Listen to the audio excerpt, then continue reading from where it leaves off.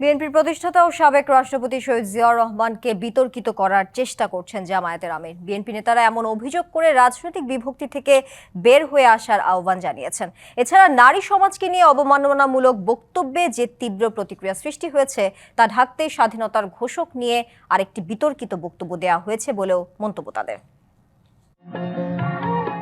মহান মুক্তিযুদ্ধ এবং স্বাধীনতার ঘোষণা নিয়ে কম বিতর্ক হয়নি গত প্রায় ৫৪ বছর ধরে। কখনো শহীদদের সংখ্যা, আবার কখনো সম্ভ্রম হারানো মা বোনদের নিয়ে এই বিতর্কের জন্ম দিয়েছে বিভিন্ন রাজনৈতিক দল, যে যার মতো করে ব্যাখ্যা দেওয়ার চেষ্টা করেছে। স্বাধীনতার ঘোষক সে সময়কার সেনাবাহিনীর মেজর ও পরবর্তীতে দেশের রাষ্ট্রপতি জিয়াউর রহমান। এ সত্য যখন এখন প্রতিষ্ঠিত, তখন নয়া বিতর্কের জন্ম দিলেন জামায়াতের আমির ডাক্তার শফিকুর রহমান। চট্টগ্রামের এক সমাবেশে তিনি বলেন, সেই ঘোষণা দিয়েছিলেন অলি আহমদ। বাংলাদেশে ৭১ সালে স্বাধীনতার ঘোষণা এখান থেকেই হয়েছিল। তিনি হচ্ছেন এলডিপির সম্মানিত সভাপতি ডক্টর কর্নেল অলি আহমদ বীর বিক্রম। আর এতেই স্বাভাবিকভাবে তেলে বেগুনে জ্বলে উঠেছেন বিএনপি নেতারা। তাদের মতে ঐতিহাসিক সত্যকে নতুন করে বিতর্কিত করছে স্বাধীনতার বিরোধিতাকারী দলটি। জিয়া রহমান সাহেবকে বিতর্কিত করে কি ওনাদের কি করতে কি ওনারা কি অর্জন করতে চাচ্ছে, সেটার উত্তর তো ওনারা দিতে পারবেন। আমরা বিভক্তি থেকে বেরিয়ে আসতে চাচ্ছি।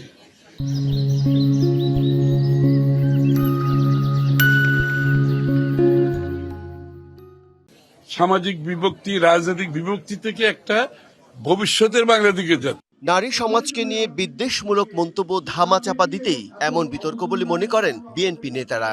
নারীরা এত অবমূল্যায়ন কেন আপনাদের কাছ থেকে?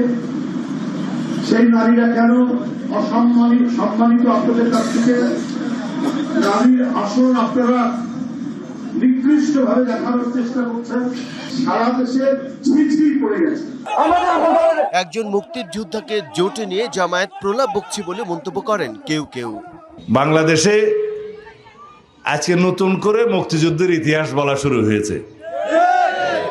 একটি দল, বাংলাদেশ জামাত ইসলামী, যারা স্বাধীনতার বিরোধিতা করেছিল এই দেশের, তারা এখন মুক্তিযুদ্ধের ইতিহাস বর্ণনা করা শুরু করেছে। আগামীতে কোনোদিন হয়তো আমাদের শুনতে হবে জামাত ইসলাম এই দেশের স্বাধীনতার পক্ষে যুদ্ধ করেছিলেন। দেশপ্রেমিক জনগণ ও স্বাধীনতার পক্ষের শক্তি জামায়াতের এসব প্রোপাগান্ডাকে আস্থা করে ফেলে দেবে বলে মনে করেন বিএনপি নেতারা। Bijan Kumar Das, DBC news, Dhaka.